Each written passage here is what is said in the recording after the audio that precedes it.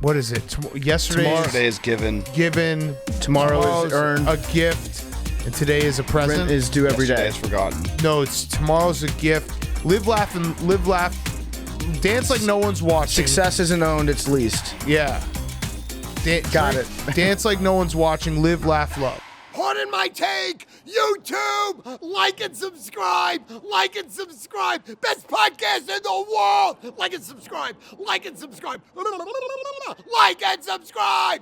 On today's Pardon My Take, we have special guest LeBron James and the Toon Squad versus the Goon Squad. And Michael Jordan. Oh, now spoiler. We review Space Jam 2. I think either you have seen it because you're a big LeBron fan or you're a parent, or you're never going to see it. So there will be spoilers, but who the fuck cares? It's funny to joke about this movie. We went to the movie theater, old-fashioned, raw dog in its style. We're going to recap all of that. We have a ton to recap in terms of the NBA Finals. Collin Morikawa, a little F1 talk, who's back. Great show for you on a Monday. And we're brought to you by our friends at Molson Coors. Listen, you probably heard people say in the last year and a half, we should get a beer when this is over. It's probably happened about 1,000 times. Well, Molson Coors is going to hold your friends accountable for getting those beers they said they would.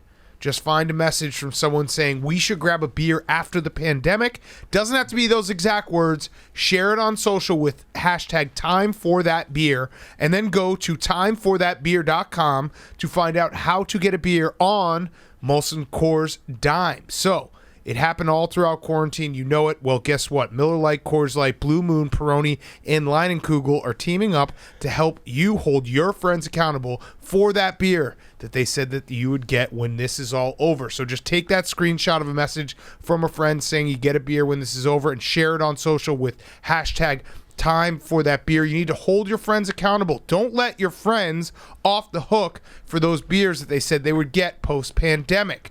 Also, we want to welcome people back to bars. Bars and restaurants are hit extremely hard during the COVID pandemic, so Molson Coors wants to support our partners by helping get back to bars safely this summer. Bars are back, baby. Feels good to be in a bar. So check it out right now. Go find that text message and then go to timeforthatbeer.com to get the beer you said you would get on us. Celebrate responsibly. Coors Brewing Company, Golden, Colorado. It's literally a free beer. It's super easy to do. You know that someone told you that. We're going to get a beer when this is all over. Go to timeforthatbeer.com. Use that hashtag #TimeForThatBeer, and you get a beer on Molson Coors. Look at that. The greatest beer company of all time. Okay, let's go.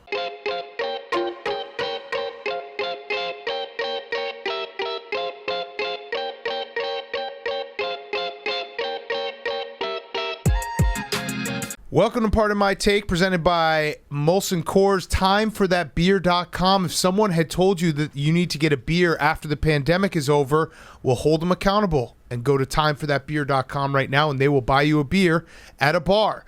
Today is Monday, July 19th, and the Milwaukee Bucks are one win away from an NBA title. We have a series now, Big Cat. We do. And so the stat that you always look at is the team that wins Game 5, they have a 72.5% chance of going on to win the NBA Finals if they go up that 3-2. Right. So it was the pivotal Game 5. And it was a crazy game. An The awesome last two game. games have been, honestly, some of the best basketball that I've ever seen played in my entire life. They've been so fun. And Game 4 was crazy and weird and like, you know, flops and all that. Game 5 was just an incredible game played by both teams. The shot making was off the charts. The Suns didn't even play. You know a game is good when the losing team actually played really well. They just didn't play as good as the winning team.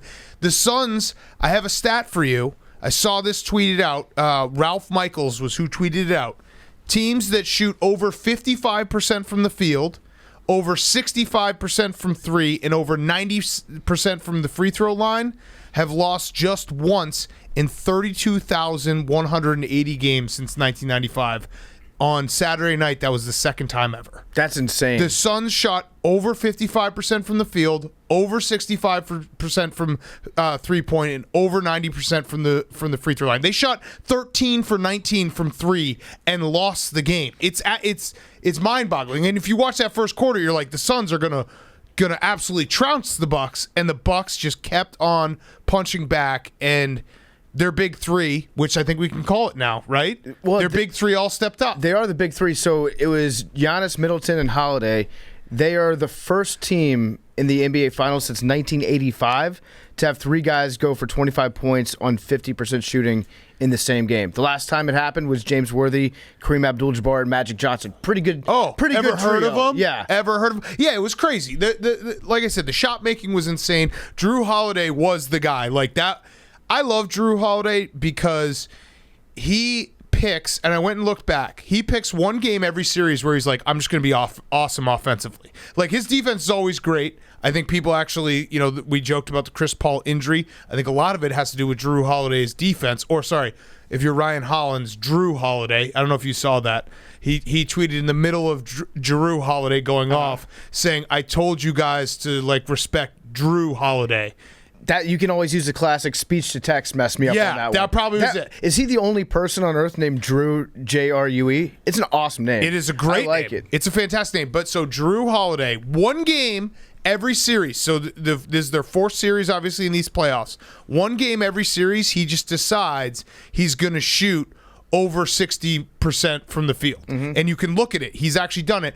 And so I love guys like this who are like, they're the what if guys. They're the Joe Flacco elite guys. Mm-hmm. Like, hey, at some point they could just put it all together for that one moment, and they become something just totally different than what we expect. Right, Joe Flacco's moment it lasted for 5 weeks. It was very Yeah. Well, so Drew Holiday. Put some respect on Mr. Flacco's name. These are my stats. I found these stats.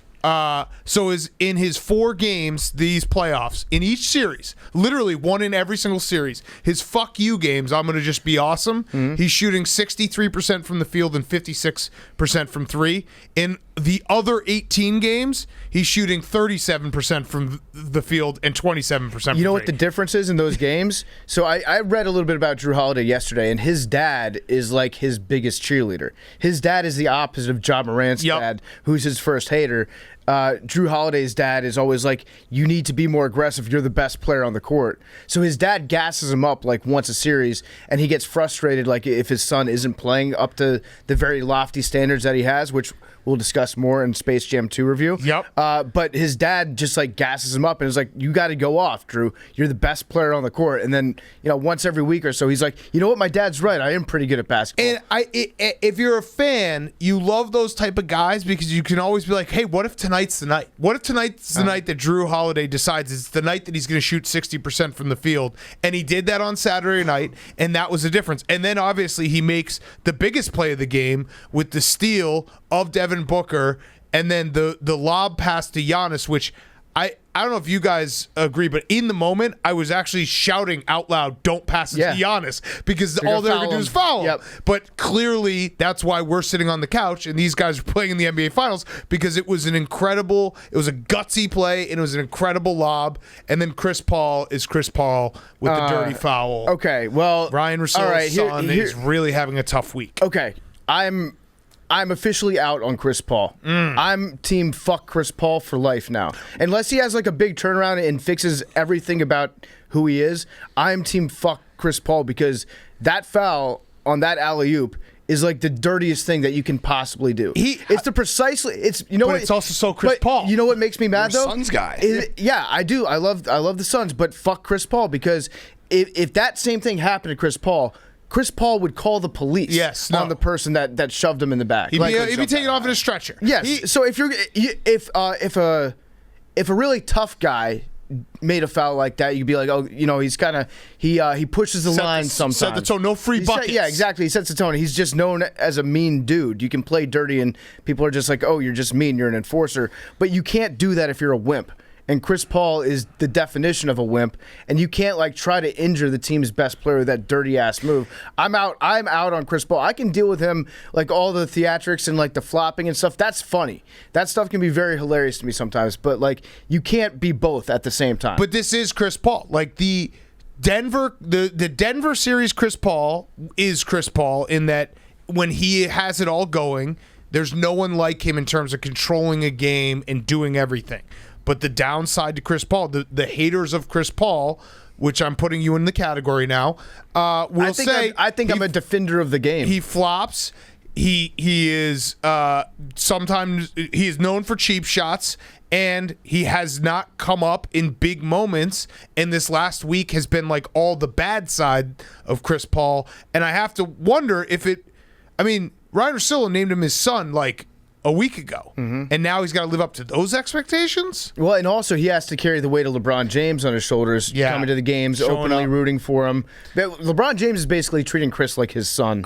I love the Disney pettiness of putting the reviews, which we will get to, of Space Jam underneath LeBron. I don't know if you saw that. No, I didn't see They that. showed It was amazing. I thought it was photoshopped. At first, they showed him on the sideline, and then they went back to him, and it says LeBron James stars Space Jam: A New Legacy, 31% Rotten Tomatoes, Yeah, I did see 4.1 out of 10 IMDb, 38% Metacritic. Yeah, I did see that. It's also tough for LeBron that picture of that dunk, like the greatest dunk of all time, with Chris Paul doing a cheap play, and he's in it. And, Yeah, and right in the Adele background. gasping. Yeah. Adele and Rich Paul. They're dating, Didn't know yeah. that. Yep. I was saving that for the review, but Power shout couple. out to Rich Paul. Shout out to Rich Paul.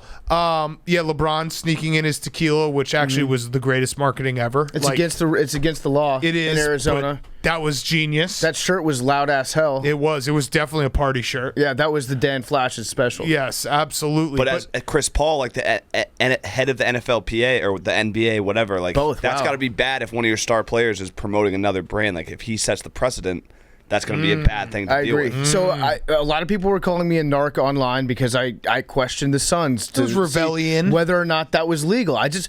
There were kids that were watching the game, Big Cat. Yeah. It came on at 9 p.m. Eastern time, but that means that it came on at 6 p.m. Pacific time. A lot of kids still awake watching their hero, and the fact that he was going BYOV. I don't know. I just don't know if that was appropriate for the children. On a real note, though, like that is maybe the coolest thing that LeBron James has done is be a BYOB guy. Yeah. I love that. Everywhere. BYO whole tequila bottle. Yeah, everywhere should be BYOB. Agreed. Speaking of rebellion, let me just throw this out there. He said Suns and 4 guy trying to pivot his fame to Suns lost 4 guy. That's fucking awesome. Boom.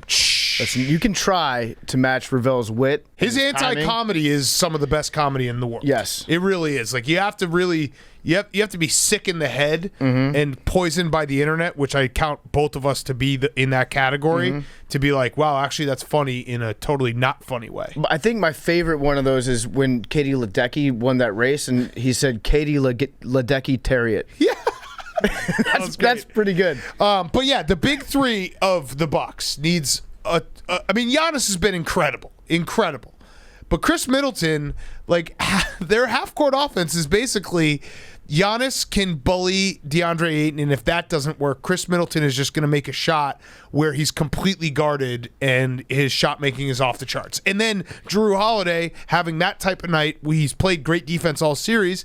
This is the other part that I love is that, it was actually a real thing. The Bucks, when they traded for Drew Holiday, a lot of teams thought they were going to try to get Chris Paul, and they made the decision they wanted Drew Holiday instead of Chris Paul. Now, I don't know if Chris Paul would have gone to Milwaukee, but it pays off in this series, and I love those like storylines where you have two guys. They could have feasibly taken either one, and they went with Drew Holiday, who's been playing better than Chris Paul in this series. The crazy part about Giannis is when he does get the ball in the low post against Ayton, who's a massive human being, Giannis looks so much bigger. Like his arms are so much bigger. His wingspan, I don't know if he actually has like a bigger wingspan, but the way that he moves makes Ayton look tiny. And Giannis is so alpha. Like he just goes at guys. Like when he just goes at them, and he'll either do a spin move or just pirouette on the baseline. He just goes at everyone. And I don't know how you make a player that can stop Giannis. I don't know, like unless you figure out a brand new type of defense that hasn't really been experimented on, and that works. I don't know, like you have to grow somebody from the age of like 13, you have to identify, okay, this person is going to be 7 feet tall. We need to get them working out in this specific way to put on upper body mass, and then just have them wetting threes all day. It's the Reggie Evans clip is going viral again this week of him when Giannis first came in the league asking, how old are you? And Giannis is like 20, and you can see Reggie Evans be like 20 and like shocked about it. Yeah, there's no way. There's no human being out there that's like Giannis at all. And he's very likable, and he's fun, to like watch. And I don't root for the Bucks, but like it's hard not to root for a guy like Giannis, which the long way of saying is I can't wait for America to tear him down in the next couple of years. I would say for right now, he's Right. definitely like the best superstar athlete in Wisconsin by far, the best leader of any professional Agreed. sports franchise, the Agreed. most dedicated to the state. This is the week. Of anybody that's playing there This right is now. the week. I heard that Aaron Rodgers got his house deep cleaned this week, which probably means putting it on the market, I would say. I heard this is a true thing. I heard that Aaron Rodgers was taking Spanish lessons with his lovely bride, and they canceled their Green Bay Spanish lessons that they were taking. So might not be in town anymore to habla de español, Vic. Interesting. No, I started going French there. That's okay. I have to work on the rest of it. It's all languages of love. They're all Latin. Yeah. I don't know. The Bucks. Should we give them their flowers? They still got to win one more. I actually think it's weird, but like the Suns are like Game 6. This series has been fantastic. I think I wouldn't be shocked if the Suns are able to win because that game was so well played on both sides. It didn't feel the stakes are so high. They lose Game 5, but I didn't walk away from it being like, man, the Bucks just killed the Suns. The Suns played incredible. They just came up short. The Bucks played the perfect game. Yeah, they did. They did. They actually did. On the road. And Hank was saying when we were watching it, he was saying that you thought that the Bucks were going to win that game the entire time, and then the Suns would win in Game 6. You still feel like the Suns have a shot? Yeah, that's just what would be the most fun for chaos purposes. Well, if you're Adam Silver, you're thinking about making the call like, two hey, road wins. Whoever the opposite of Scott Foster is. Hey, Giannis. Giannis turns out was hanging out, has been identified as a close contact of his brother, who is out with COVID. We're going to have to hold him out while he tests negative at least 3 times over 3 days. Guess what? He can come back for Game 7. Little Marvel hypothetical. That's interesting. If I was Adam Silver, I would be looking very hard at that scenario, very strongly. Yeah, I mean, the Bucks have just Giannis is just out of this world right now. And he's like, yeah.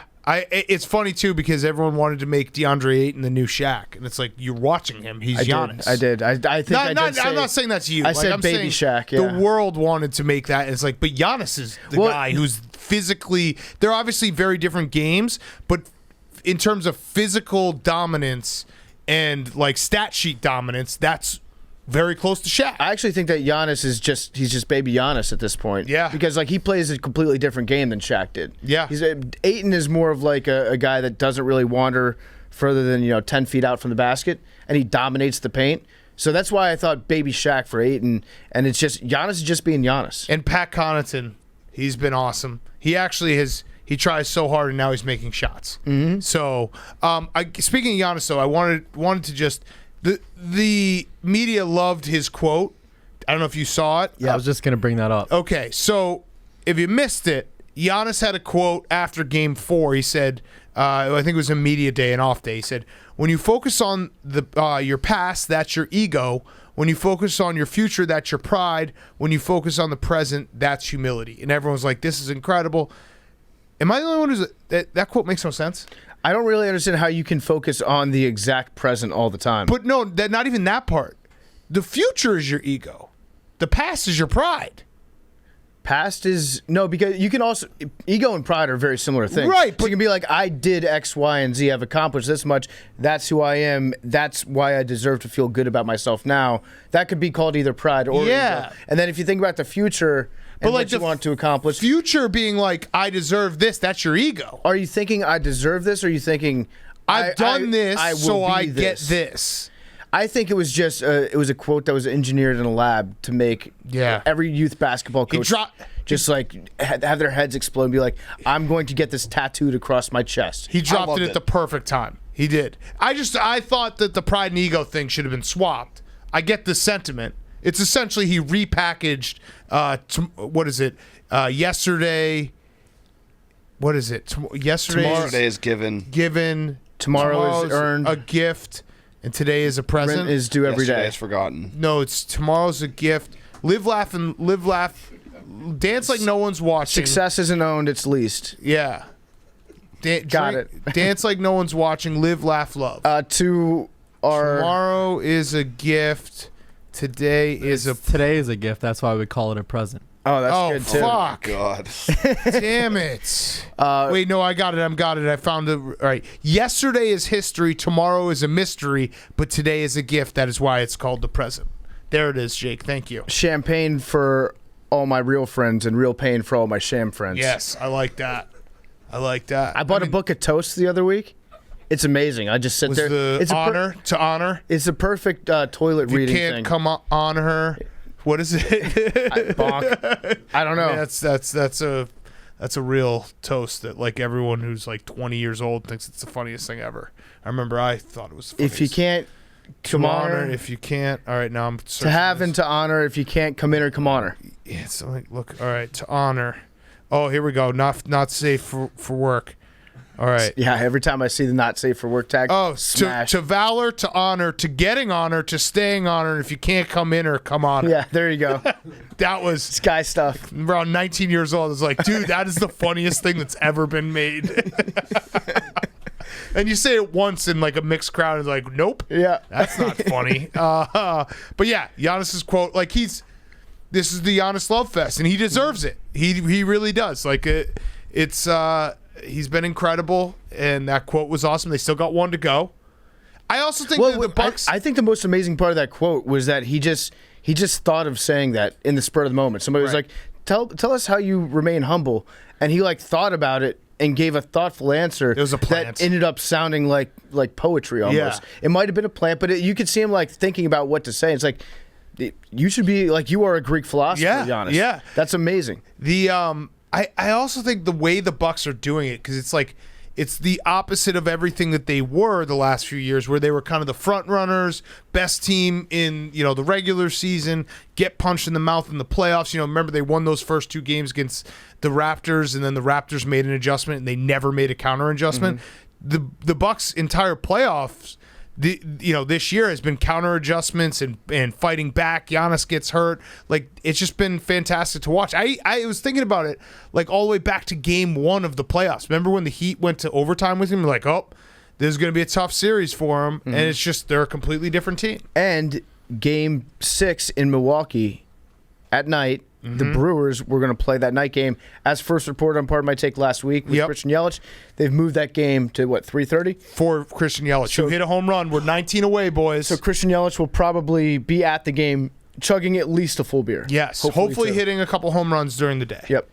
Also, shout out to the reporter. Did you see this? That asked Devin Booker, who's sitting next to Chris Paul. They were doing the joint interview, and he said, how bad do you feel for Chris Paul right now? And Great moment. Devin just like looked at the guy, and Chris Paul looked over at him like, you better not fucking answer that question. Yeah, he goes, how frustrated are you for Chris Paul right now? That's a great question. Yeah, it is. Great question. Take some balls to ask that question. I have a woe number that's not going to really translate to a podcast, but I'm going to say it anyway, and I want to just preface it with saying my neighbor told me this, so if it sounds really stupid, blame him. If it sounds great, it's all my credit. Your neighbor, JJ Redick? No, not JJ Redick. Okay. My neighbor told me this about the Bucks. He's a Bucks fan. Okay, so he said they crunched the numbers, and there's going to be a tattoo. Someone's going to a lot of people are going to tattoo this in Milwaukee if they end up winning on Tuesday night. The Bucks this playoffs are going to go a perfect sequence of 4 wins, 2 losses, 2 wins, a loss, 2 wins, a loss, 2 wins, a loss, 2 wins, 2 losses, and 4 wins. It's 4-2-2, 1-2, 1-2, 1-2-2-4. Okay. I prefaced it. Did you hear the preface? 4-2. I said that this could be very stupid, And it probably is. But I feel someone's like- going to get a tattoo of it, and I want to just say, shout out, that's a cool tattoo. I feel like I'm missing something though. What makes it a perfect sequence of numbers? It's exactly it's a race car. a race car. It's a palindrome. Okay, Yeah, there got it is. Same forwards. got as it? backwards. I probably didn't say it correctly, but that's it. Yeah.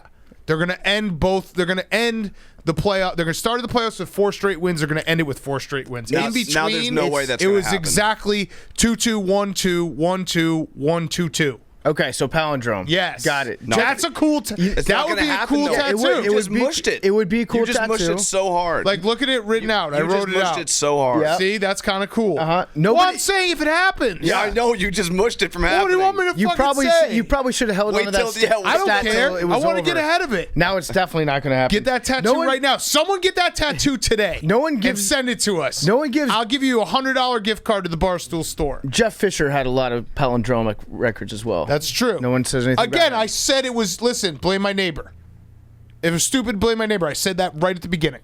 No, I don't think it's stupid at all. I think then, it's stupid. Then I get the credit. I think it's stupid that you said it today as opposed to saying it after they won on Tuesday. well, I'm calling my shot, I guess. You know what though? Our podcast is going to be so chock filled with show on Wednesday that a stat even that fun probably wouldn't have had a chance to make. Yeah, it in. exactly. We wouldn't be able to sneak it in. So there you go.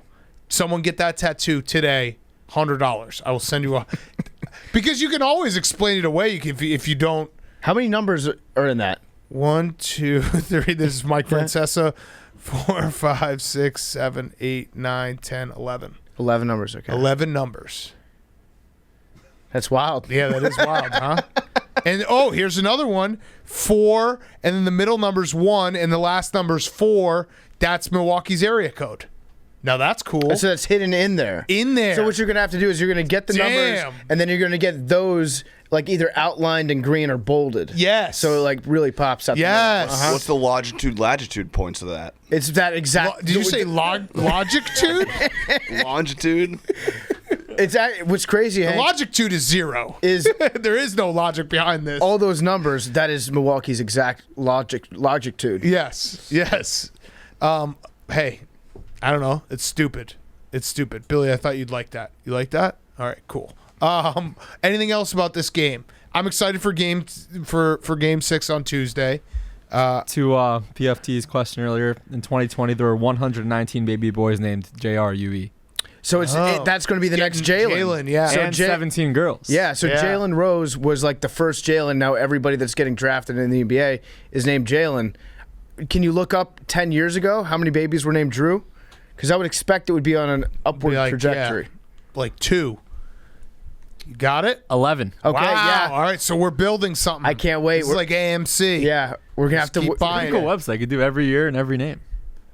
Do You do are they PFT making any commentary. Dorothys? Do they make any How do you want to Dorothys? spell it? How else would DOR. He doesn't even know it. So there are none. With a Y or an E? Why? I've never seen it. DOROTHY. An A you said? EA. Oh, EA. Wow. I feel like I've seen that before. Really? At a strip club? Dorothea?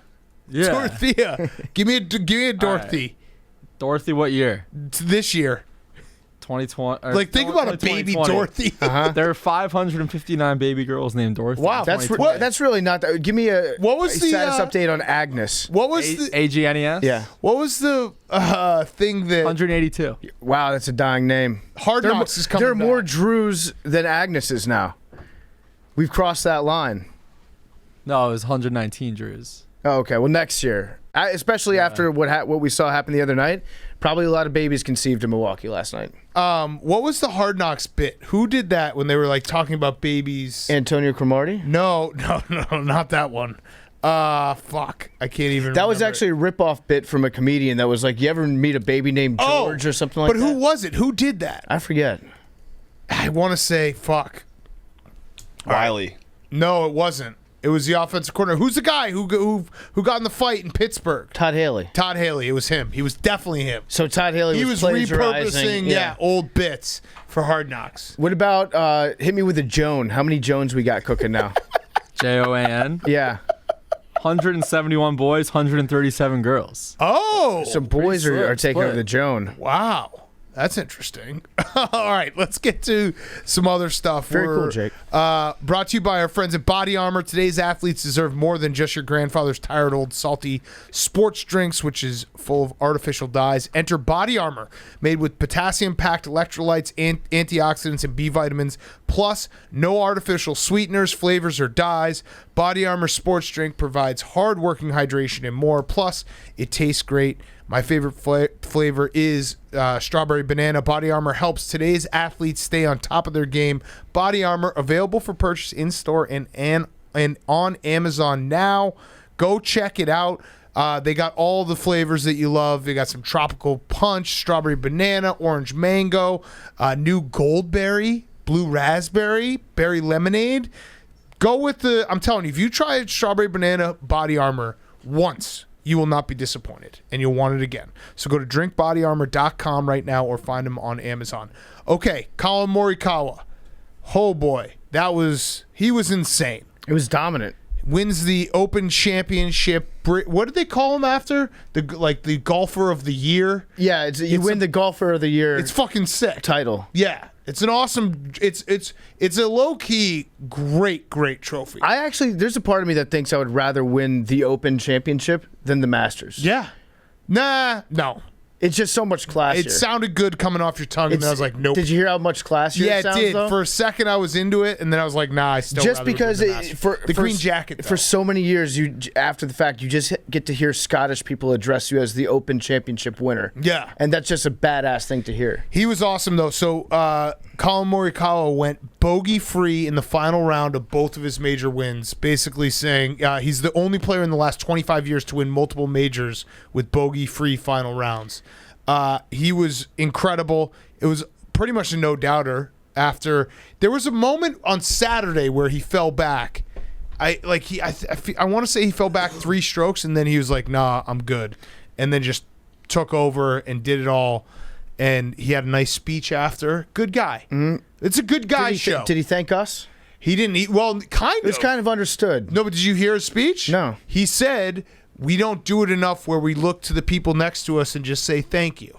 So he did kind of thank us. Yeah, we were next to him. Yeah, he said thank you. You know what? You're welcome, Collin. You're welcome, Collin. Collin does seem like a good guy. He would definitely be in our golf crew if we had space for him. Right. But we can't open it up for everybody. And I think he's a good person to root for. We'll root for him absolutely every time, unless it's one of our main dudes that are about to win. And I'll tell you what, Brooks Koepka, what's the award that they give to a player that shoots the lowest round on Sunday? Yeah, they should. Brooks gets the golden. He just ran out of time. The golden spikes. Yeah, he ran out of time. Yeah. And then we had 2 insane stories with our other 2 guys. Will Zalatoris got hurt, which I felt bad for. He had to withdraw. He also missed that putt, so we hope he gets better. And then Max Homa, the craziest story of all weekend, he made the cut. Mm-hmm. No one saw it coming. Yeah, no one saw it coming. I tuned in on Sunday morning. I was like, wait, what? What are you doing here? It was like a normal wake up for me. I woke up at 10:30 a.m. and Max Homa was teeing off at the Open Championship. Huh? I was like, I know that guy. Are you sure you're not supposed to be in the crowd? I was like, that's Max, the guy that's on Twitter, right? Yeah. Holy fuck, he's a golfer? I just assumed. I think what happened is that he probably shared a private jet with Collin. So they probably just let him make the cut no matter what. Yeah. The TV graphics were so confused, they put him as Max Homer for a little bit. Really? Yeah. I love that. Congrats to our guy Max Homa for making the cut. It was good. It was a good moment. I feel bad for Oosthuizen. Dude, he can't. No, what was Francesca calling him? Francesca calls him Oosthuizen. Because he is Mr. Saturday. He's Mr. Moving Day. He's like He always shows up at the top of the scoreboard for about an hour on Saturday afternoon. He's the majors version of Tony Finau. He's a bridesmaid. Yeah. Always a bridesmaid. Yeah, he's just leveled up Tony Finau. It sucks. It sucks for him. And then Bryson, good job, good effort, dude. What'd you finish, 60th? Well, he tied Brooks for the Golden Spikes Award on Sunday. There's also some it's not just Brooks. So people are like, hey, it's Brooks versus Bryson. Did you see Justin Thomas? He had he commented on an Instagram post that basically said, where I'm trying to find it right now. It was saying repeating everything that Bryson had said, And he was like, I can't believe the mad scientist didn't figure this one out or something like that. Like essentially making fun of him as, oh, here it is. I got it. Never would have thought swinging at 135 plus miles per hour, it'd be hard to drive it straight. You'd think Mr. Physics would know that. Yeah. Nice, Justin Thomas. Welcome on the show anytime. I've started to weirdly respect Bryson for being just such a world class dickhead. Oh, getting soft. No. I'm not in a good respect way. JJ Watt all over. No. Just as Hank is very, I guess very mad. maybe respect's the wrong word, but like I'm almost admiring. Like, I don't feel know how. bad for him? I don't know how. No, I do. No. 5%. 5% is not a lot. I don't. I feel 0% bad for him, but I just keep wondering like how much further can he go? And he always finds he's really good at being a prick. Like, oh yeah, he's amazing at it. And like, do you know how big of a dickhead you have to be to get fired as a client or as like a spokesperson for somebody? Like, yes, they're paying him money, right, to be their sponsor, and they're about to, and they're making his clubs for him. Yeah, they're about all of it. They're about to fire him, like the guy that they went out and begged to be a part of their team and be like the face of Cobra drivers. They're like, fuck, we can't work with this guy. Yeah. He's unworkable. He is not. He's never happy. That Never. was the quote. He's an 8-year-old. They said he's an 8-year-old. He is never happy. But yeah, shout out Collin Morikawa. Awesome. Yeah, awesome. And I his I do second time love ever playing links golf. He played Yeah. the week before at the Scottish Open and then wins the Open Championship. and it was something about the British Open. I think it's just the timing of it is always such a nice pleasure. Like you finish like he won it at 1:00, and then I was like, okay, cool, done for the day. Like gonna go for a walk. That was nice. It was also, I think it was on the anniversary of the Jean Van de Velde meltdown Yes. at Carnoustie. Yes. I just like every time I tune in for the Open Championship, I need to see just a picture of him standing in that black water with his shoes off, thinking his- about hitting the ball out of And his it. trousers all the way up to his knees. His trousers and then Mike Tirico being like, "Oh no, he's not going to do this." What is he? going on in his He's brain? not. Somebody needs to slap some sense into him. Yes. that is. I think that's the most hilarious meltdown of all time. I think we did this for Mount Rushmore season, by the way, starting soon. I think we did the moments that we wish Twitter existed for. That was a big miss because that Incredible. would have been an all-timer. It was incredible. Like he's standing in the water on the 18th hole. He had a 3-stroke lead, I think, going into Yeah, it. just gonna hit this out of the water. Get a 6, and that's all you need. And he's trying to hit the ball out of the water until his caddy slaps him. He also had a great spin zone afterwards when they asked him about like melting down. He was like, "What is everybody making a big deal about this for? Like it's a game. Like it's a game of golf. It's a sport." Yeah, I don't care. I'm not going to care tomorrow." And then Jack Nicklaus was like, "Oh, he's going to care." Yeah, his That career. man's gonna Yeah, care. call that to Coach K. Yep. If you lose, just say it's a game. Sport, you know? It's a sport. It's not life or death. All right, little F1 talk. It was electric. Also, we have a This League moment. I don't know if... So, Max Verstappen, who I think we're going to have on the show eventually. Ain't no stopping. We're fans of his. Well, we're fans of the sport. And he's the best at the sport right now. All-time salty Instagram post after. So, he got crashed by Lewis Hamilton in the first lap. Lewis Hamilton goes on to win. Afterwards, Verstappen posts, "First of all, I'm glad I'm okay. It was quite an impact at 51 Gs, but feeling better. Obviously, very disappointed with being taken out like this. The penalty given does not help us in any way and doesn't do justice to the dangerous move Lewis made on the track. Watching the celebrations after the race while still in the hospital is disrespectful and unsportsmanlike behavior, but we move on." He basically could have just summed it up with "stay classy, Lewis Hamilton," and that's a tough look no matter what. Is he mad that he watched a television while he was in the hospital? No, he's mad that, he is an all-time like hyper-competitive guy, which is good because that's why he's one of the best drivers, if not the best driver right now in the world. But part of being hyper-competitive to a sick nature is that you can't lose well. And so he's mad that he was in the hospital and they were celebrating and they didn't stop the sport for him. Okay. You're disrespecting Lewis Hamilton right now, by the way. Why? Max is the best right now. He hasn't won shit. I know, but right now he's number one in the They're leading board. by like 3. I mean, constructors are up 3 points. Mercedes is right on their ass. Yeah, but Lewis Hamilton brings home championships. Did I stutter? No, I'm just saying, like He's won. He's won. You're being yeah, I guess. I mean, for Lewis now. Hamilton's the GOAT, but Yeah. Max Verstappen is the best race car driver right this second. You want to say car? That's fine. It's like a Brady Rogers argument we're having here. But he's leading right now. Right now, yeah. We'll see at the end of the right season. now. when Did you Lewis think Hamilton this wins was- championships every year. I actually took Lewis Hamilton's side. I thought that Rubbin's racing. My favorite part about it is they call it a racing incident, which I really do think, similar to how they're rebranding shark attacks, like a bang targeting call that isn't targeting, but it's like, hey, the guy moved at the last second and they hit helmets. It's a football act. Incident. Yeah. No, it's a football incident. Okay. The ref should just come out and be like, listen, I looked at the tape. Football incident, play on. Well, that's what they do after a catch. It's like, is there an act common to the game of football? Yeah, football incident. Football incident. I like that. Football incident happened. Let's keep playing. And so my whole thing is I can't get up for the F1 races in order to watch them live because I'm still not caught up yet. Yeah. So now I feel like Yeah. if I watch a race, It's spoiler. it's a spoiler Yes, alert in because real life. they're going to talk about stuff that happened Yes. in the races like the last couple weeks. So I understand I need that. to step my game up a little bit. So wait, which You is need to you need to push. I do need to push on the Push, viewing push. time. You know what? That's what I'll do tomorrow. Push. That's what I'll do tomorrow. Push on it. PFT. Yeah, just Push. you know what? When you fire it up, call me and I'll just say push. Push. Push. Which is the Canadian billionaire's son that I'm rooting Lance for? Stroll. The guy. Wait, because there are two of them. There's one guy that's on Williams. I want the shitty one. I don't know what the other one's called. Lance Stroll's the only one that matters. Lance Stroll. Finished in 8th today. That's right. His dad's like a billionaire, like evil. His Okay, dad, yeah, that's the one that I want His dad then. is the guy that anyone on Twitter with a rose avatar Yeah. next to him Wants to to eat? guillotine No, him. eat. Yeah, Okay. Guillotine, Yeah. then eat. You're right. I'm a Lance Stroll guy. The other guy only got his job because his dad's a billionaire. Not Lance Stroll. Yeah, Earned, not He's given. earned, not given. So you thought I was disrespectful to Lewis Hamilton? A little bit, yeah. I mean, you're just like talking like Max Verstappen's got the championship, You're won right. already. Today changed everything. Yeah. I can't.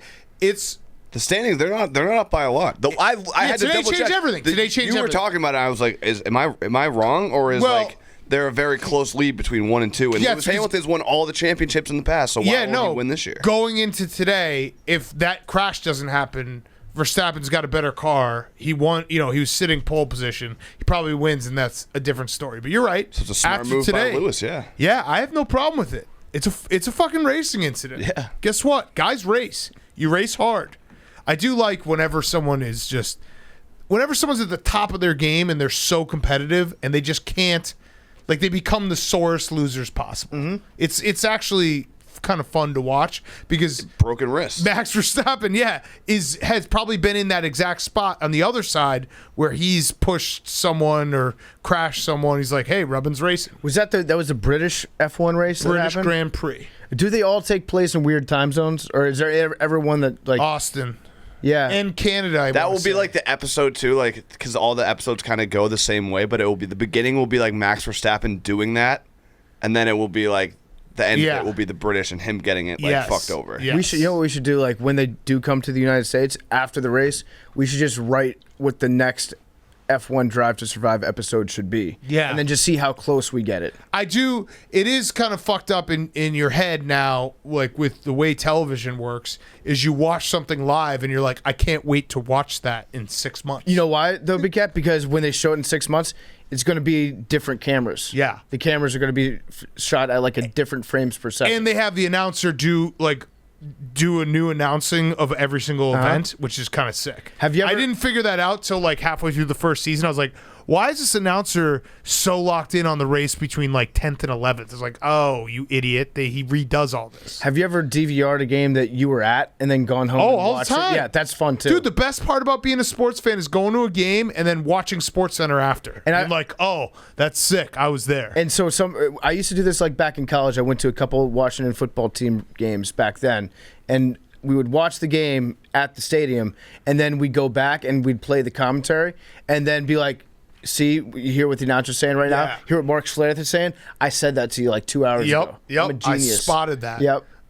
Only other thing I had before we get to who's back was Yankee fans this is the second time this year where it seems like Yankee fans are just walking around with baseballs in the stadium.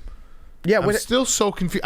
Was there any video that showed the player getting hit with the ball? Because I've only seen the aftermath. No, I haven't seen that. And when it happened, I was like, oh, that's a scummy thing. But maybe it's, a home run ball. He throws it back, whatever that happens. But then I remembered that wasn't it earlier this year that there was a delay in the game because They're throwing baseballs on the Yeah, field, it was like, are Yankee fans just showing up to Yankee Stadium with baseballs in their pocket? I mean, that a thing? First of all, We have 2 Yankee fans on the couch. Is that a thing? It's not a thing, but You sometimes do? it happens. no, people bring balls to the game you like can't gloves. keep balls out of games. Yeah. Disavow those fans. Yeah. So first of all, I was gonna say we disavow the throwing of baseballs like at players on the field. However, Billy hasn't. that was a fucking hose that guy has. Like that's Rookie of the Year. That's the intro to Rookie of the Year where he just drills somebody in the outfield. Was it right after a home run? Or no? I think it was in the middle of just nothing. I'm not because positive. I do think there's like I don't know, maybe call it 1 minute after a home run that if a ball hits that's not. I don't know if he necessarily meant to do that. He threw it but back. guys throw balls back. No, the guy that hit. Wait, but that makes no Stanton when sense he because was- they were in this. Wait, yeah. Never mind. Wasn't that a Yankee Stadium? That might have been a Red Sox fan though. When Stanton was running around, or maybe that was at. Also, I People that could disavow throw my it back comment. into the infield. Yeah, Those no, I guys have disavow my hoses. own comment because now that I'm thinking about it, the Red Sox were in the outfield, so that makes no sense. I might reevaluate your comment because there's a chance that maybe the Red Sox hit that home run ball at the end of the previous inning, and that guy still had it. It was still kind of like burning a hole Got in his it. glove. And if that happens before the next No, inning then he's starts, an asshole. Before the no, next because then he inning meant starts. to do it. You got 1 minute. You got 1 minute to throw it back, and that's it. Shout out to guys at Wrigley who bring a ball. They bring a ball in their gloves, so if they catch an opposing team's home run, they keep that one and throw the other one back. Smart move. Yeah. I got it. It was in between the 6th inning. The ball was tossed up into the stand, and chance immediately began for the fan to throw the ball back. Okay, Hit him.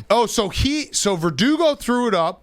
Probably him, yeah. Okay, now this gets murky because There were the whole everyone else was stands are saying saying throw it back. So everyone that pressure. said throw it back, that's inciting. The Bronx Zoo. Yeah. They also were playing the game through like a They called it. straight up downpour. Yeah, It was they- so bizarre. They called the game, and so he actually hit him. Looked like there was going to be a fight for a second. Now that fan is banned for life from Yeah, all from all MLB 30. games. should oh really? All 30 parks. What if That's they get, actually a huge flex. Yeah. What if they get a new? Yeah, a new if the stadium? Rays move to Montreal, Wait, but might be back. no, I Wait, think is you're that is that a confused. thing that's going to happen? I think there were talks of it, right? I think you're confused though. When I say that's a huge flex, I'm saying for the fan. Yeah. Yeah, like that's the greatest thing to be able to say. Like, hey, I cannot go to any baseball game. Mm-hmm.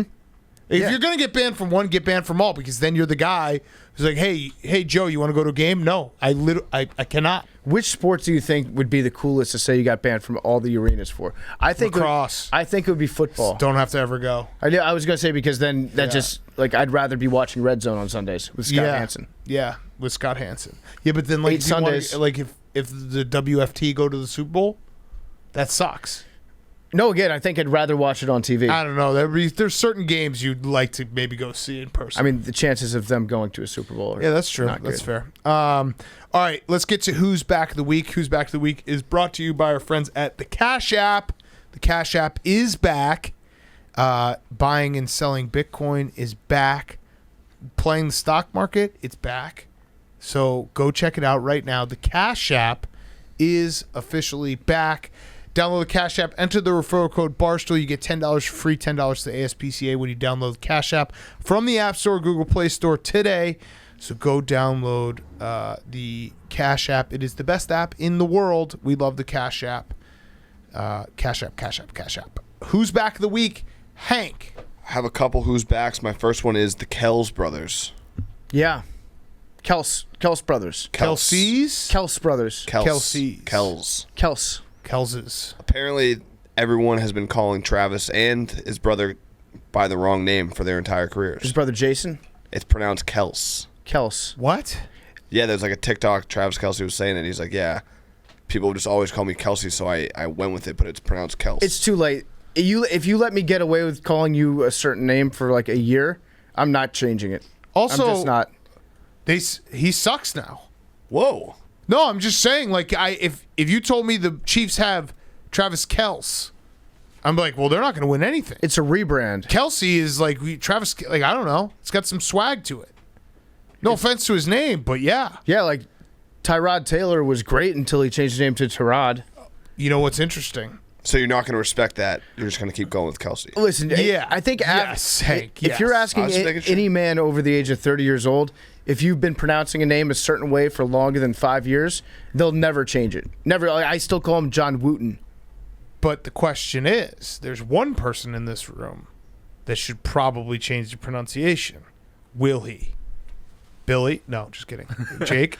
Yeah, if I ever call his game, I'd make sure to. What nail if it. you're calling like when we're in the gambling cave this fall? I will take that as seriously. So you will call him Travis Kells? However it says in the pronunciation guide in the game notes.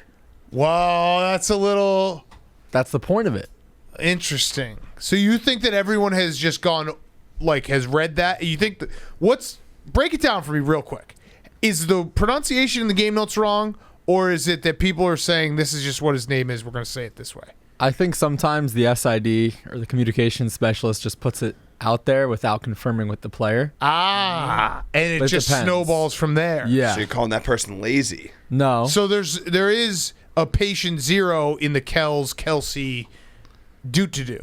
Yeah. We got to find that guy and have him hung. I actually think that it's bullshit. Something to me smells like there's an ad deal out there. Mm-hmm. I feel like there's an ad like deal this. lingering under the surface. I haven't figured out Kells. exactly what it is yet, but you have two brothers that Is are there playing the a bar? NFL. Are they going to open a bar? Maybe, yeah, like Kells Bells or something like Yeah. that. So they've been in the league for so long, both of them playing at a very high level. All their teammates call them Kelsey. All of them. Like Patrick Mahomes is like, "What's up, bro? Your name's Kelsey." Like he made like public statements. Tyreek Hill said the same thing too. Like, you have not told me that this is how you pronounce your name. I like this. I'm just saying, Something's happening. I smell either a Kimmel incident, Yeah. or I smell some sort of sponsorship lingering under the surface. And who created TikTok? Chinese. No, Patrick Mahomes' brother. Oh yeah, So true. to connect all the dots. LeBron James. All right, Hank. My other one, I don't know if this was PFTs, but if it was, he can take it. JaVale McGee. yeah. Yeah, I love it. He's all the way back. Dude, JaVale McGee, he's on the Olympic team now. He is the funniest athlete of all time, I think. He might be my favorite NBA player because there will be times when he is the best athlete on the court. And then 5 seconds later, he will look like he has never played the sport of basketball before, and he does something that nobody else in the history of the game has done. He'll do a 360 dunk on somebody, and then on that next defensive possession, have the ball like hit him in the stomach and get trapped in his pants. He's a great addition. He's a great addition to Team USA. He's so They needed slapstick. something like this, and now they have it. There's a chance that they don't medal. I was thinking about it. I think they're actually going to win the gold. I think they're doing a little rope-a-dope. This is a great rope-a-dope if it involves. I heard a JaVale McGee. story. A little birdie told me that the boys are maybe having some fun in Vegas. Okay. So they're maybe doing some drinking before games. And that might be why. They're playing drunk? No, they're just, they were out the night before. It's a tune-up. They're not taking this seriously. Once they take it seriously, they'll beat everyone. That's a dangerous attitude to have. That's what I It's heard. the global game now, Big That's Cat. what I heard. I got the Barstool Sports book. Gold medal odds. USA still a heavy favorite at -250. Spain's next at +600. I can't. I won't believe it till I see it. It would be very funny if we didn't medal. Yeah, I would. It's the U.S. soccer. U.S. soccer Like team. if we're not gonna be good at something, be the worst. Be really shitty. Yeah, be so very bad that we can make disappointing. fun of it. Yeah. Well, that dovetails perfectly because my who's back is U.S. men's soccer. We won our group stage in the CONCACAF Gold Cup Tournament of Friends Championship. So that's a trophy. So we got another trophy. We beat Canada 1-0. I feel like we should be beating Canada by way more than one goal. But you know agree. what? A win's a win. We parked the bus. We did. We got that early goal. We scored in the first 20 seconds of the game, and then nothing happened for the rest of the 90 minutes. My other who's Gotta back love it. is football guys are back. And Vanderbilt specifically. Their coach, Clark Lee, I don't know how to pronounce it. He was the defensive coordinator at Notre Dame. He took away every single number from every single player Love in the it. program. He said, we're going to earn everything in this program. Lee shared when asked why his players don't have numbers on their jerseys. Until we understand that we rent those numbers, we don't own them. Until we are ready to work within them and leave them better for the next person to wear them, that will come. And I'm not going to put a timeline on that.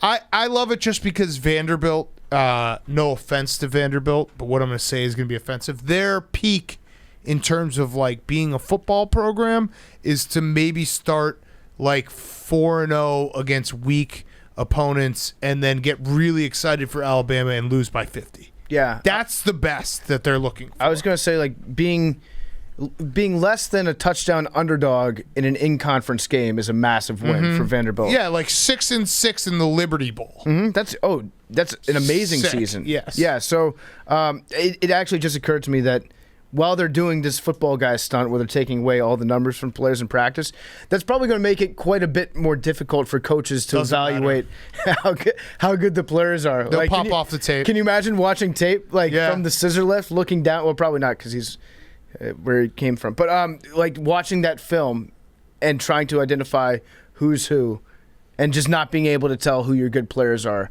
and just fucking yourself over for an entire year because you gave. You know what, though? They're all going to be equally good because you gave them this stunt. They're all going to be trying to earn that number. Vanderbilt's back. All right, my who's back is the Beatles. I was watching Paul McCartney's got a new documentary on Hulu. I think they also have a new Beatles documentary coming out in like a month. And also who's back is I didn't realize this until I tweeted that I was watching it on Friday night. There's, I guess, a large part of, not a large part, but I would say a decent amount of the internet has now just co-opted the take that the Beatles suck. And it blows my mind. It was one of the first true times that I was getting mad. I felt like an old guy being like, you guys don't respect anything. Because it's like, music is subjective. You could say you don't personally like the Beatles. You could say you don't listen to the Beatles. All those are acceptable things. But saying they just suck is crazy. What do you think is crazier, saying the Beatles suck? Would that be like saying Drake sucks, hypothetically? Yeah, you have more shit. slaps I didn't than mean to the walk Beatles. you into No, that. no. Yeah. Well, because I went through this. Yes. I went through this myself about a year and a half ago. I realized, like, hey, maybe I just haven't given Drake a shot. But it's just such a try-hard thing to say. And I listened to it, and I was like... Not you. I'm saying the Beatles. I get it, but I know where maybe that person was, because when I saw the person tweet at you, I was like, that is the dumbest thing to say, that the Beatles suck. And objectively, like, you can not like it. Right. But, like, the Beatles don't suck. They're, like, music that is occurring right now would not happen if it wasn't for the Beatles. Right. And, yeah, that's actually very similar to what I went through with Drake. And if I can change and you can change, we all can change. I was just shocked. Turns out, like, popular music is typically popular for a reason. Right. It was just bizarre because I never even like thought that was a thing people were now running with, that like the Beatles fucking suck. It's just such a weird thing. I think it's just one guy did it looking for attention, got the attention, and now a bunch of people just do it for that same attention. I think I'm going to become a music sucks guy. You know what? Music is just trash. Again, Like, it's you subjective. You listen to music? Yeah. Try hard. I'm not. The Beatles are not in my top 10 bands. They're not in my top 20 bands. But Whoa. it's like to say they suck is crazy. It's crazy. You got a John Lennon impersonation, PFT? No. Don't. No. Out my back. All right, Jake, you got a who's back?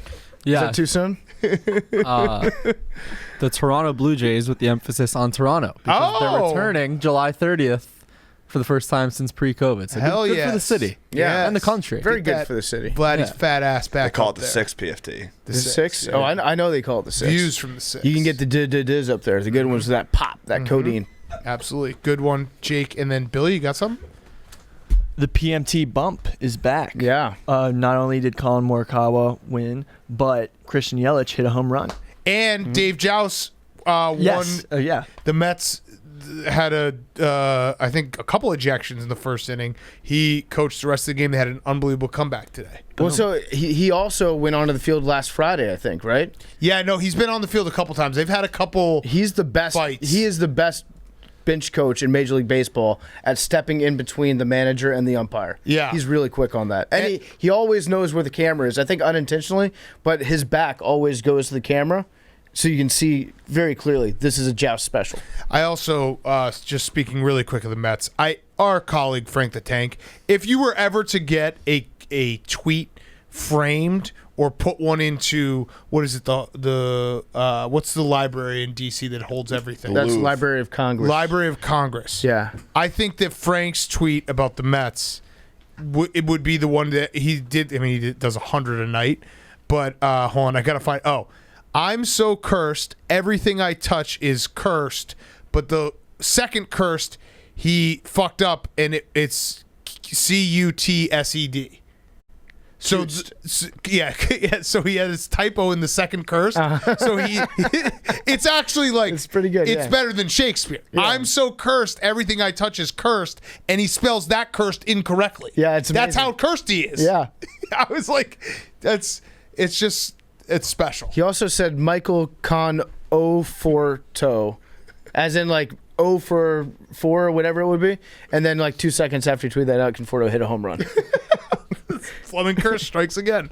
All right, I think it's time. Let's do the Space Jam 2 review. PFT, you have a couple ads before we get to it. Before we get to Space Jam, I want to talk to you guys about MeUndies. I love MeUndies. MeUndies, quite simply put, is the best underwear you will ever wear in your entire life. It's something that you wear that you can't see, but it can make or break your day, depending on whether or not you've got a comfortable pair of undies on. Underwear is the most important item of clothing that you wear, and MeUndies are designed to be the softest thing that you've ever worn. Their signature micromodal fabric literally grows from trees.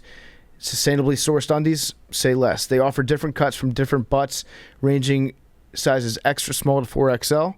They got classic colors. They have adventurous prints as well. My entire underwear drawer is literally MeUndies, top to bottom. It's a great feeling opening up the underwear drawer, and you don't have to choose between your good underwear and the ones that last until the end of the laundry cycle. The ones that you would rather not have to put on, the last-minute underwears, you don't have any more of those. I have nothing but MeUndies in my underwear drawer, and it's the best decision that I've ever made in my life.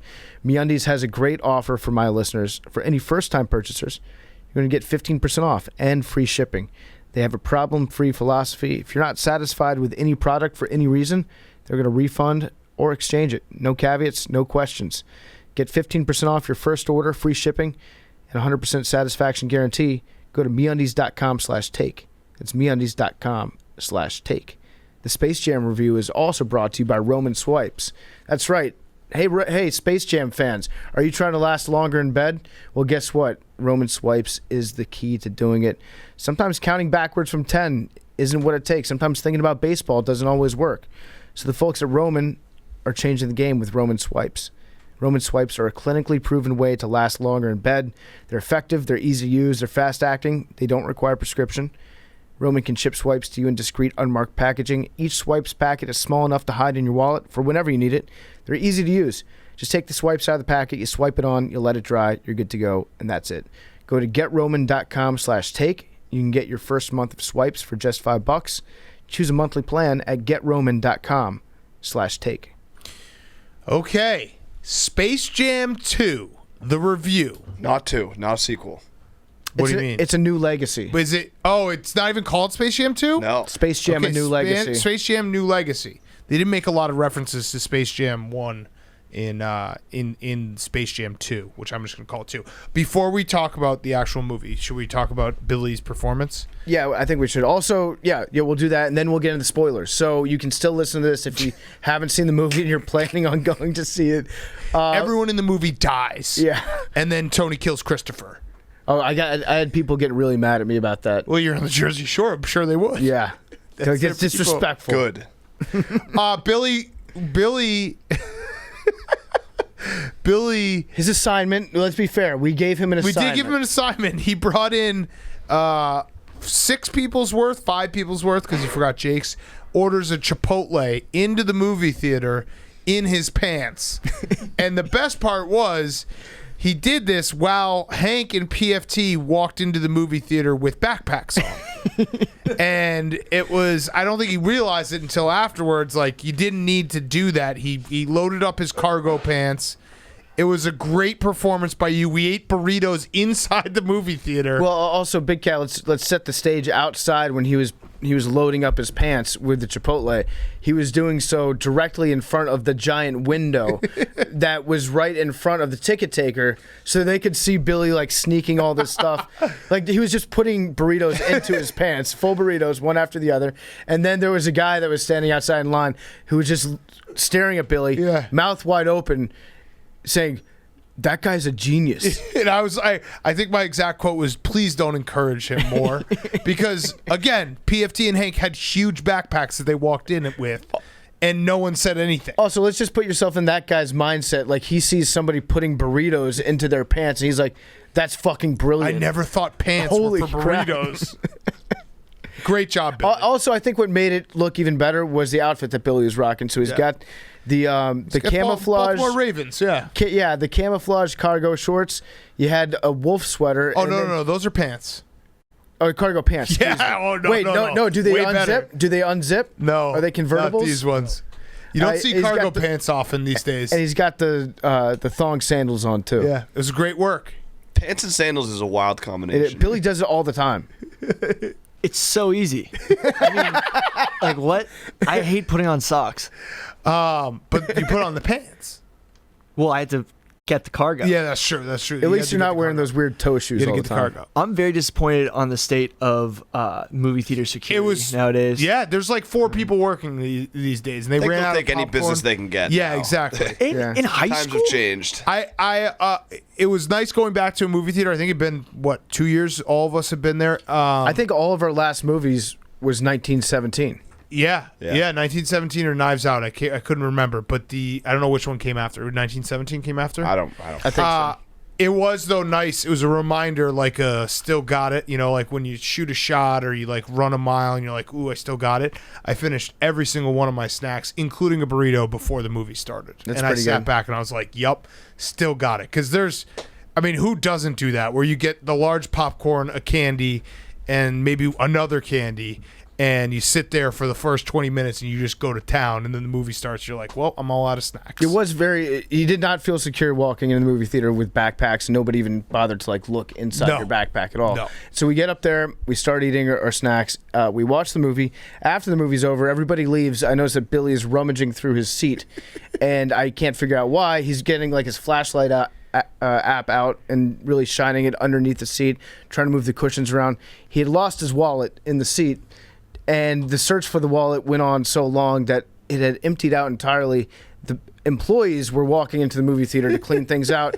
They saw Billy had moved because it was one of the big chairs. Yeah, the reclining recliners, chairs. yeah. Billy had pushed it out of the aisle and was crawling underneath it. They're like, "Sir, are you okay? Sir, can we help you?" Just doing a little remodeling over here. And so then 2 people had to come help Billy look for his phone. Inside of his chair, or excuse me, his wallet inside of his chair. And Billy, what happened? Where was your wallet? it was at the front desk. yeah. Yeah, it wasn't That's there at all all. right. I It think was good performance. I think you need to bring back chain wallets, Billy. Yeah. I think I will start wearing a chain. Yeah. All right. So the movie itself, how should we do this? Because I don't know where we have not said a word to each other about the movie since we walked out of the movie. Can I come clean with a confession? Well, I have one too. Want to say it at the same time? Yeah. All right, 3, 2, 1. I kinda didn't like fell hate it. asleep for like half of it. You did? I was dozing. I was trying so hard, and then it was one of those things where the harder you try, like I dozed off. I missed probably I woke up at halftime when Michael Jordan came in, Michael B. Jordan. and I think I missed Spoiler. the first. I missed the first like half of the game. I got on that. I was like, holy shit, this movie's awesome. MJ's in it. You thought that MJ was coming in? I don't know. I saw that coming a mile away. Dude, when I they was said like, Michael this is Jordan's incredible. Well, because I also I wanted. It was actually a great psychological test on everyone. Because if you're an MJ fan, you're like rooting it for it to actually be Michael Jordan. So then you can be like, oh, LeBron needed Michael Jordan in his movie. That's why LeBron would never do it. Yeah. It would have been great though if MJ had come in and LeBron got benched for the second half. Yes. All right. So I hate to say it, I didn't hate it. I kind of liked it. That was what my confession was. Yeah. What? Okay, so I think that part of the reason why I didn't hate it is my dad brain. Like I think my brain has been warped from watching cartoons all day, where like I can watch a cartoon now and be like, I could see how this is funny to a kid. So that's part of it. And then at the end of it, it's like it's a father-son story. So it got me a little sappy. All It right. wasn't great, but I didn't hate it. It was good. I can turn my brain off and watch this, and I'm like, oh, they're the cartoons that I recognize. And the Looney Tunes are funny. Yeah, They're fucking funny. Looney Tunes are objectively hilarious. When they do I their love- Looney Tunes shit, Yes, it's that was the best always part. funny. That was the best part. When like Bugs Bunny is just like whipping out a piano from Yes. behind his back and playing it. That's awesome. When Wile E. Coyote is running into a wall, I will watch that every time and laugh at it. I have a couple big bones to pick with LeBron James, though. Oh, he's a terrible actor. Number one, Horrible. no. He fucking killed Bugs Bunny. Okay. Bugs Okay. Bunny is dead. Wait. At the end, that was not Bugs Bunny is not alive. That was a hallucination on LeBron James' part because he was drinking too much wine before he dropped his son off at nerd school. That was not the real Bugs Bunny. He fucking killed Bugs Bunny. Bugs Bunny sacrificed Bugs his Bunny life. killed Bugs Bunny. No, well, okay. No, but LeBron let it happen. Yes, that's like He's the leader of the team. Yes, thank you, Hank. It's the exact same scenario. him passing the last shot. From It's the him passing end the final of shot. Tale of Two Cities, where that guy switches his body with Charles Darnay and gets executed for him to be the hero. That's what Bugs did, and LeBron James signed off on the script. He fucking murdered Bugs Bunny. I was more mad that I think it's just lame whenever a movie does like we killed this guy and then he's not dead. Yes. That fucking drives me Stranger nuts. Things. So that was stupid. That was stupid. Yes, Stranger Things, exactly. You know what I actually think went into this script? I think that LeBron James might have a nerd son. And I think that LeBron James's entire reason for making Space Jam 2 a new legacy was to show his son that he loves him even though his son doesn't want to be a basketball superstar. Yes, if you've watched any of LeBron's videos and Instagrams, I have not. Bryce Maximus, his middle child, like if you watch that movie, you're like, fuck, that kind of sucks that like you just don't think I'll ever be good at basketball. He is good at basketball, though. But he's not as good as Bronny Jr. He's a tank. The videos I've seen, like he's kind of a beast. I was surprised. He's like Kendrick Perkins' he wears the glasses and like he is smaller because he's a little brother. But then in his grade versus kids his size, like he's a beast. Yeah, but that movie, like if you watch that movie, if you're him, you're like, wait, Dad, do you not think I'm good at basketball? Yeah. Okay, yeah, I had no idea about the family dynamic, but I think it's a direct message. He decided most dads will be like, "Hey, son, I want you to do what you love, and I'll support you in whatever endeavors you want." LeBron James is like, "I'm going to make a multi-$100 million full-length feature, Space Jam 2, and the plot will center around my love for my hypothetical nerd son." Yes. Yeah. No, he's that's a tough watch for Bryce.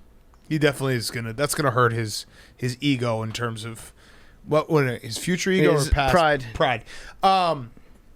The Don Cheadle character, I think I finally understand how NFTs work. Because like he was making NFTs in that computer, right? Algorithm? Yeah. Algorithm? Algorithm. That guy? It was Algorithm. His name was Algorithm. Yeah. And the initial was G. Right. Got it. Okay. Yeah, NFTs, algorithms. As far as I know, like Don Cheadle's character is he was God, right? Yes. He was Morgan Freeman in whatever that movie is. Bruce Almighty. Yep. He was God, but then he got beat at the game that he controlled. Yeah. So he's a terrible guy. And LeBron tried to go at Don Cheadle's character, and Don Cheadle, I wrote down this line of dialogue. He said, "I'm the king of this domain. I'm not your coach." Kind of a subtle dig that LeBron is uncoachable because he just berates all of his coaches. I like that. He had some good digs at him. Who? Cheadle. Yeah, I know. LeBron's that part was pretty well written. He's not a good actor, right? Where Don Cheadle was like, your dad left again, kind of his MO, like he did in Cleveland, Miami, Cleveland again. Yep. What at what and point? when he was like, we lost at the greatest of all time, he's like, the jury's still out on that. Who do you think was the MVP of the Toon Squad? Because I noticed right when the momentum changed. Granny. That was when I was gonna say that third quarter because they come back in the third quarter. I thought Granny was a superstar. Wile E. Coyote's move of duplicating the basketballs to cut the lead. He cut the lead from like 1,030 to 300 to 1,030 to 1,000. That third quarter was a monster quarter. Wile E. Coyote probably put up, I don't know what the fuck he must have put up 700 points in that third I think quarter. those are assists though, because I think Roadrunner scored the basket because Roadrunner brought the ball over. Roadrunner was with the feed. Yeah, Roadrunner was assisting with the feed, but that's Wile E. Coyote's machine. And he was also scoring himself.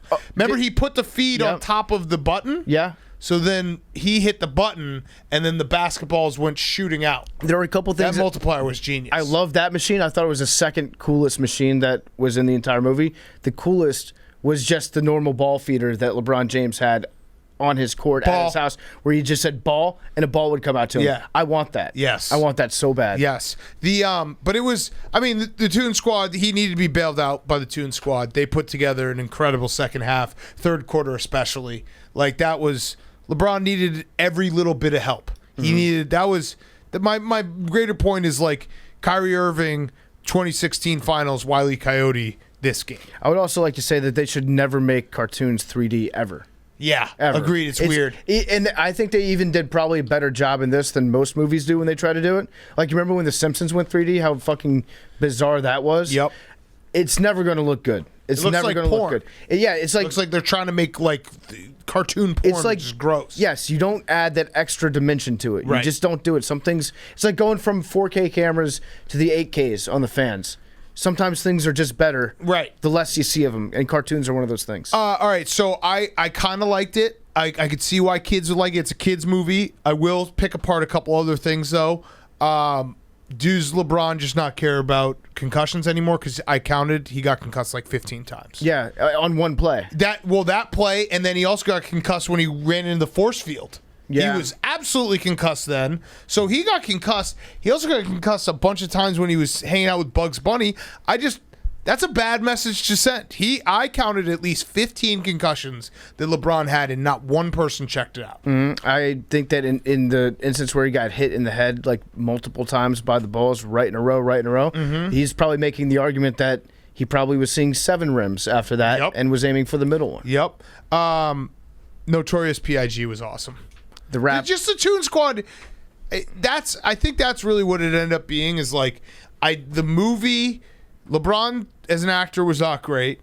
The movie was silly, but anything that the Looney Tunes does is fucking hilarious, and I love them. You don't see them very often because we're adults, but when you do see them, you're like, man, they're fucking funny no matter what age you are. I think that it might even be underappreciated by like the kids these days, or like even kids that are Billy and Jake's age, because you guys had SpongeBob as like your go-to cartoon. That's what Looney Tunes was like for us. I think we need to reintroduce the kids to old school Looney Tunes stuff because I think it holds up. I think they should do a Looney Tunes Jackass crossover. Like Looney that. Tunes does Jackass. Because I could see them getting into these kind of hijinks all the time. I love Looney Tunes. I really do. I used to watch hours and I hours. of Looney forgot Tunes at a time. how much they rule. The second that I saw Bugs Bunny on the TV or on the movie screen, I just immediately felt like a nice wave coming over me. Like, oh yeah, I remember when I was 9. Yeah, when he did the classic draw a tunnel in the side of a mountain, Yep. I was like, yep, that always plays. I will always fall for that trick. I think that Wet Fire is one of those nicknames that is wasted on a sub-average player. Wait, who you think Klay Thompson is sub-average? No, I think in that game, Oh, got it. Yeah. Wet Fire was not. He was he was very wet. He was never fire. Right. He was too wet. Right. So like they put him in a fucking bucket. Yeah. He got absorbed by the giant red hairy guy like a mop. Yeah. You can't.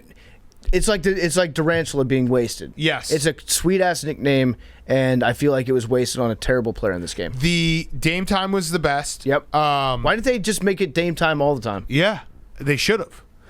Diana Taurasi, I felt like that was a little misogynistic. They're like, oh, if you're a girl boss, you also are a snake. Yeah. That doesn't make sense to me. Well, the girl boss thing was, that was definitely implied. They also didn't really do any favor. They made, usually if you're making a celebrity into a cartoon, you make them more attractive. Right. They made her less attractive. Right. And Rich Paul's character. And Lola. Yeah. What about Lola. her? She was an all-star. She was great. She was insane. Rich handles. Paul's character, that sucks for him. Yeah. He was a bitch. Yeah. He's dating Adele now, though. So. Yeah. Is that really that much of a come up? Yeah. Because Adele was, I think she was fucking Chet Hanks not too long ago, right? Chet Hanks is awesome. Was she? That's a downgrade. I know, Rich Paul. I know. Because if you're Rich Paul, you gotta be like, damn, this guy, this amazing human being, like she's definitely gonna go back to Chet at some point. Yeah, that's She's true. missed that Chet dick. It's true. They probably just broke up for White Boy Summer. Once you leave Chet, you never get wet. Yeah. Don Cheadle, by the way, he's the NSA. Wait, is he the NSA or is he an NFT? I know. Well, no, he creates NFTs. I think he is an NFT. He is an NFT, but he also is the NSA when he had that thing where he's like, if you have a camera on your phone or computer, I'm watching.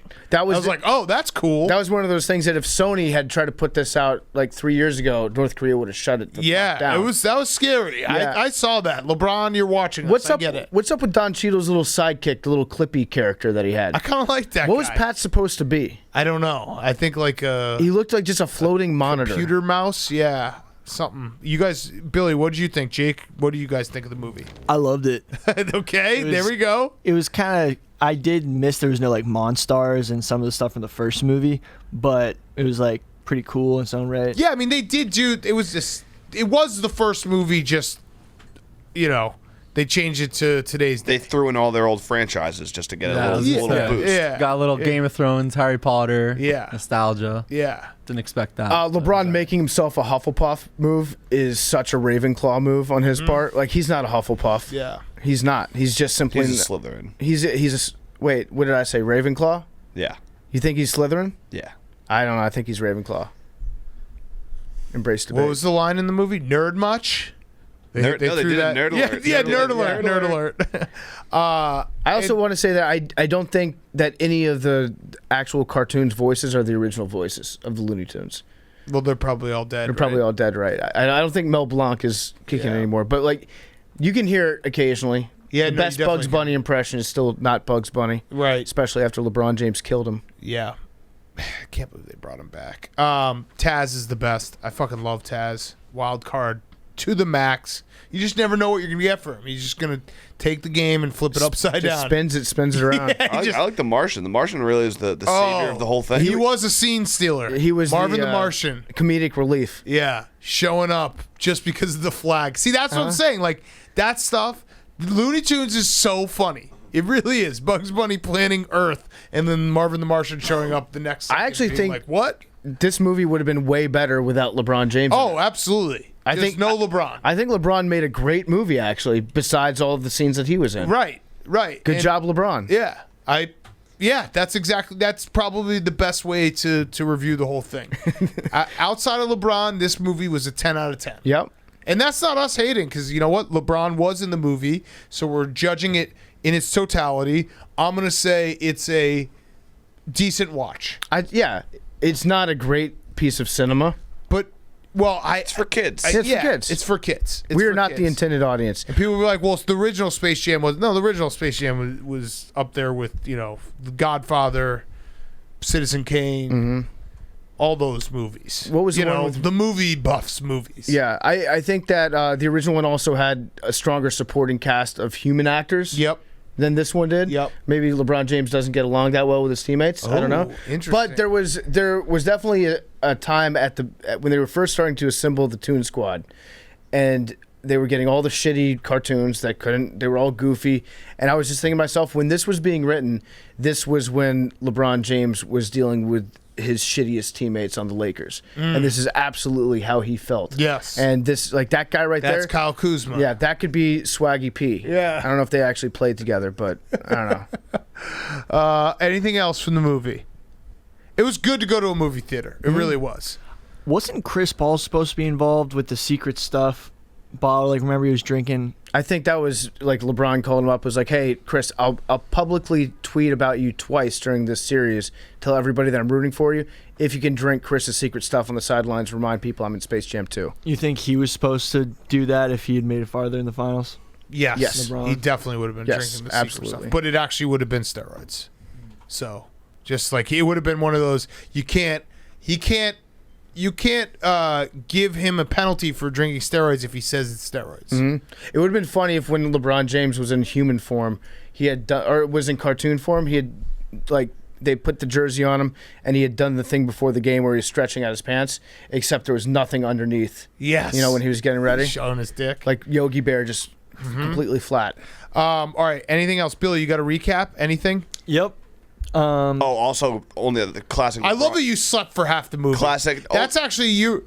You get King LeBron hater. Like you've taken over for me. Like you did it. Classic LeBron just can't come up clutch in the end of the fifth grade game. Yeah. Also, scary to have Avon Barksdale as your Yeah. coach. That came out of nowhere. Him, Avon Barksdale, and Sarah, whatever, Silverman I can't speak tonight. They got the bag for like the small roles. Yes. Yes. Good for And them. the move when Avon Barksdale's like, you got to choose basketball or video games. That was like, oh, okay. Well, so yeah, I chose video games like every other kid. If you had made made the decision though at that point that you were going to play basketball, you'd be just as good as LeBron. Yeah, that's true. That's true. I like how in the very emotional scene when LeBron just stops the game and just hugs his child on the court and like explains to him like, "Hey, I'm sorry for being a bad dad." I like how that the entire message of that scene was the real life LeBron James.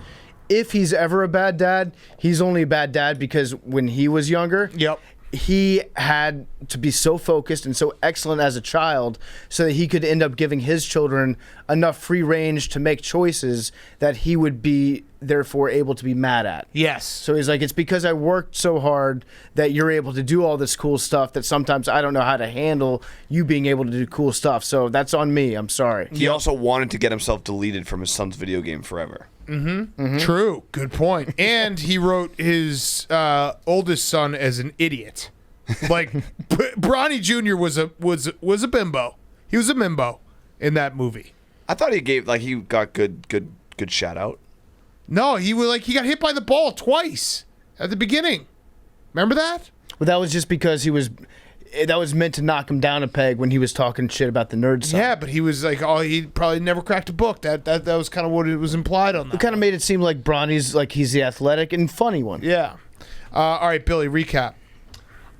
So about F1, right? What is this push thing? Like, what is? Push, They push? just say it in the ears to like in the driver's ear when they're saying like you can pass the guy in front of you. So they say push.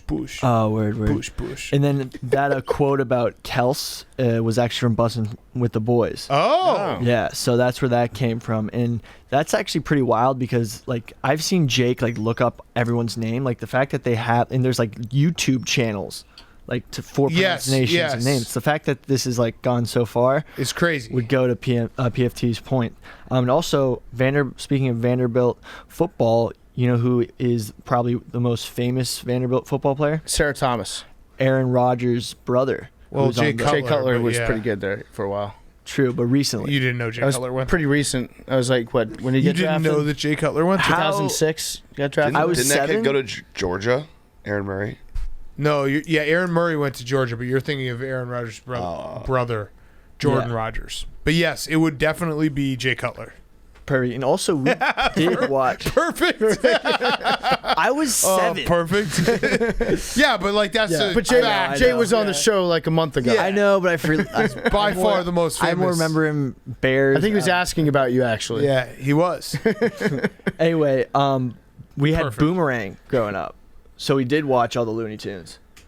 Wait, Oh, what? yeah. Boomerang was I like remember that app, yeah. Yeah. Oh, yeah. So like also on the planes and stuff, they'd only play Looney Tunes. like yeah. We need a new. I'd be down for more Looney Tunes. How about right this? now. How about one night on Grit Week, we get really stoned and watch Looney Tunes. Tunes, Mm-hmm. yup. We make Looney Tunes memes like we did with SpongeBob that one time. Also, how do we not give Bugs Bunny MVP? Again, Yeah, I think it was yeah. Wile E. Coyote. That's who I vote for. No, I He changed the outcome of that game. I think that it was a legacy situation for Bugs. He literally killed himself. He was like, died. I'm going to have to kill myself was so in order to sad. protect That was LeBron so James's sad. ego. I was so sad. Like, And all he wanted was his friends to be around. that's right. And then he wins the game, and all his friends get to come back, but he doesn't. There's actually like some Christ-like tendencies Yeah. with that story of Bugs Bunny that I think need to be explored. Yeah, you think it's just an allegory for the Bible? Well, it could be Christ, or like I said earlier, it could be like the Charles Darnay Tale of Two David Cities Koresh. ending. Is that it? Yep. All right. Grizzly bears are as fast as racehorses. Whoa. 99. They should let That's them compete. fucking 1895. 69. 99. 8.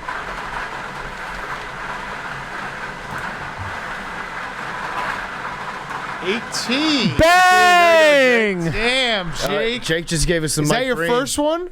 Second. Second. Oh, no. No, wait. Billy didn't this computing happen whenever Jake didn't- equals him is no, so funny. But didn't you have 18 before? last time. And now Billy's doing What? Max Verstappen, where he's like, "This is What are not you fair. talking about? This is not right. He's guessed No, but 18 You can't have twice. 2 in a row. I've two, won. and I No, can't I'm have not. 2. I'm not. I've won on 69 twice, and you've won on 18 twice. Yeah. That's pretty cool. Yeah, that's what we're Nice saying. Good change. recovery. Good Perfect. recovery. Perfect. Way to Bill. go, Billy. I'm actually excited. Billy was pumped that whole time. I'm so happy for you. Love you guys. Can you say bang again without yelling right into the mic? Bang!